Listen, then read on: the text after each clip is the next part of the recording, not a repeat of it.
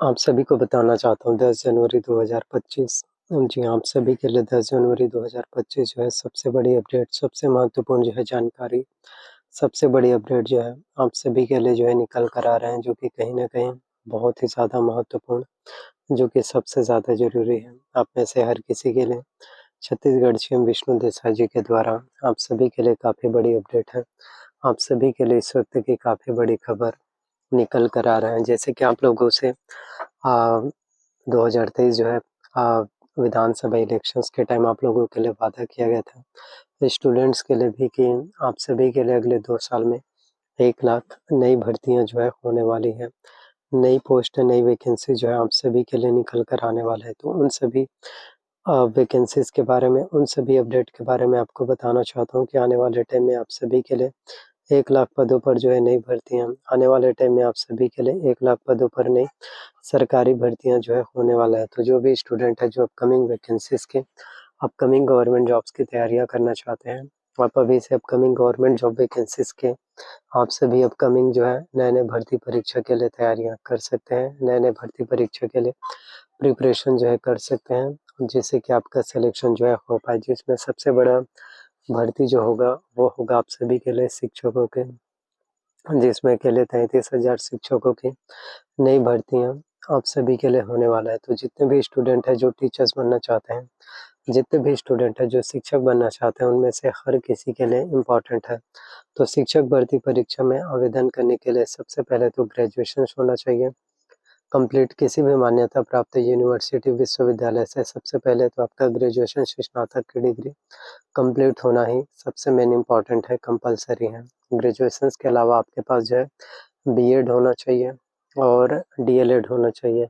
BEd और DElEd आप सभी के लिए इम्पोर्टेंट हो जाते हैं। तो बीएड कोर्स भी अगर आपने किए हैं या फिर डीएलएड किया है या फिर आपने एमएड किया है तो आप एलिजिबल हो पाएँगे। और सबसे मेन इम्पोर्टेंट जो आप सभी के लिए होने वाला है वो है टेट एग्ज़ाम्स।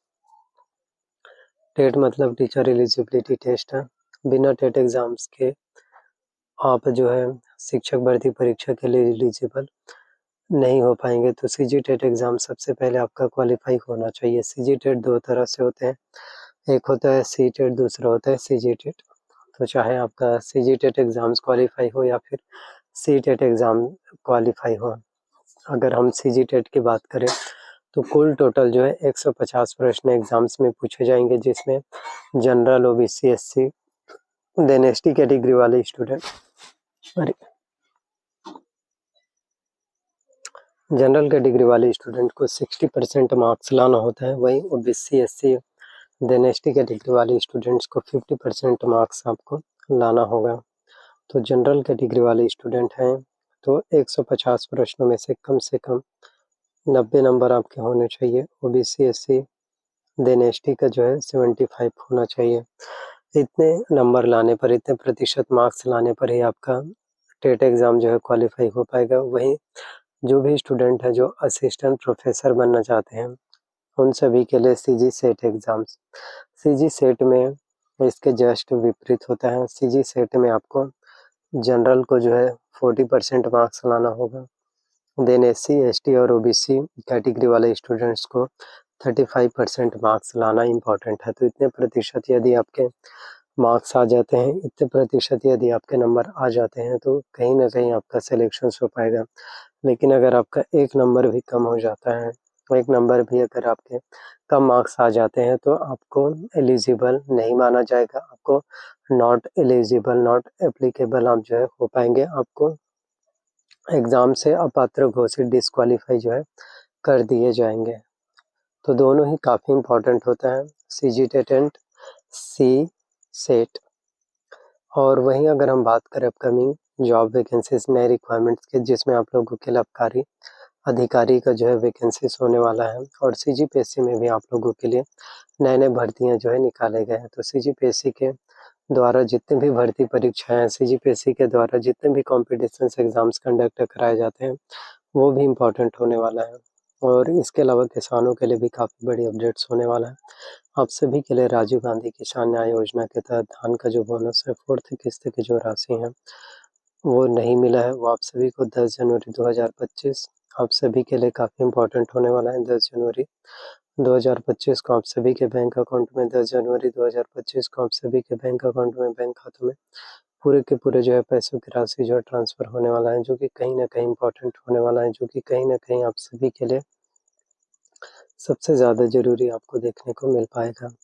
तो ये जितने भी अपडेट्स हैं या जितने भी मैनिफेस्टो हैं या जितने भी घोषणाएँ पत्र हैं, देर से सही लेकिन एक-एक करके उन सभी चीज़ों को पूरे करने का काम आप लोगों के लिए अवश्य रूप से जो है किए जाते हैं। थोड़ा-सा पेशेंस आपको रखना होगा, सब्र करना होगा, देन आप लोगों के लिए विष्णु देसाई सरकार जो है हर एक संभव प्रयास आप सभी के लिए किए जाएँगे।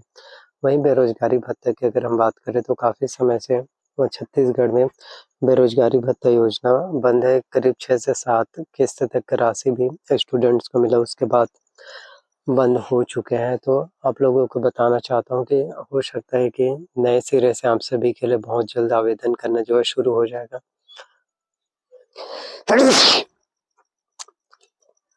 पहले बेरोज़गारी भत्ता में जो है 2500 रुपए की राशि आप सभी को दिए जाते थे। हो सकता है कि इस नई सरकार में आप सभी के लिए 3000 रुपए कर दिए जाए। तो इसके लिए अगर हम एलिजिबिलिटी क्राइटेरिया की बात करें तो सबसे पहले आपका ग्रेजुएशंस कंप्लीट होना 12th पास आउट होना चाहिए, चाहे ग्रेजुएशंस हो, पोस्ट ग्रेजुएशंस हो, और 2 साल का रोज़गार पंजीयन कंप्लीट होना इम्पोर्टेंट है आपका। प्रीवियस ईयर का 2 साल का रोज़गार पंजीयन जो है काफ़ी ज़्यादा इम्पोर्टेंट है। तो जिस स्टूडेंट का अगर रोज़गार पंजीयन नहीं होगा रोज़गार कार्यालय से तो उनको अपात्र घोषित कर दिया जाएगा, उनको एलिजिबल जो है नहीं माना जाएगा। तो इसलिए रोज़गार कार्यालय में जाकर आपको रोज़गार पंजीयन होना चाहिए और भूतपूर्व 2 साल का होना इम्पोर्टेंट है। तो ये आप सभी के लिए बहुत जल्द हो सकता है कि न्यू वर्ष 2025 में आप सभी के लिए 2-3 महीने के बाद जो है विष्णु देसाई जी के द्वारा आप सभी के लिए बेरोज़गारी भत्ता योजना शुरू किए जा सकें। तो आपको यही कहना चाहते हैं कि और डेली गवर्नमेंट जॉब्स के लिए, डेली करंट अफेयर्स के लिए, सीजी के लिए आप जो है इंडियन वर्ल्ड करंट अफेयर्स के लिए प्रतियोगिता दर्पण अर्जुना का करंट अफेयर्स ले सकते हैं।